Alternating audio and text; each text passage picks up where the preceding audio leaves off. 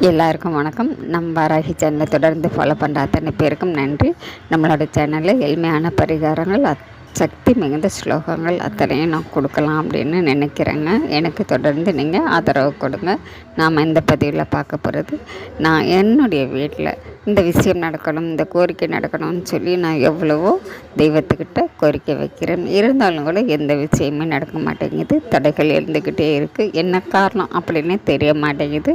எந்த கிரக கோளாறுனால இப்படி இருக்குது அப்படிங்கிறது தெரிய மாட்டேங்குது அப்படின்னு சொல்லி மனசு வருத்தப்படுறவங்க, நீங்கள் என்ன செய்யணும் அப்படின்னு பார்த்தீங்கன்னாக்கா, எந்த கோயிலுக்கு நீங்கள் போய் உங்களுடைய வேண்டுதல் வைக்கணும்னு நினைக்கிறீங்களோ அந்த கோயிலுக்கு போங்க. ஒரு பேப்பர், வெள்ளை பேப்பர் எடுத்துக்கோங்க. அதில் 4 பக்கம் மஞ்சள் தடவிட்டு உங்களுடைய கோரிக்கைகள் என்ன நடக்கணும்னு நினைக்கிறீங்களோ அதை மனசார ஃபுல்லாக எழுதுங்க.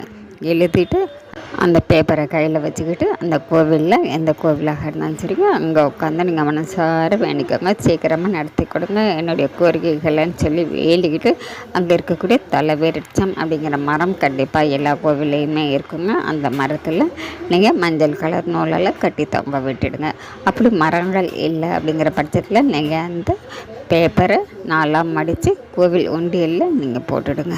கோவிலில் உட்காந்து நம்மளுடைய கோரிக்கைகளை இது போல் எழுதி இந்த மரத்தில் கட்டுவதோ இல்லை கோவில் உண்டியலில் சேர்க்கும்போது கண்டிப்பாங்க உடனடியாக உங்களுடைய கோரிக்கைகள் நடக்கும். அப்படிங்கிறது நம்மளுடைய எண்ணங்களுடைய நம்பிக்கை தாங்க நமக்கு உடனடியாக நடக்குங்க. அதனால் முழு நம்பிக்கையோடு இந்த வழிபாட்டை இந்த முறையில் செஞ்சு பாருங்கள். நம்ம அடுத்த பதிவில் பார்க்கலாம்.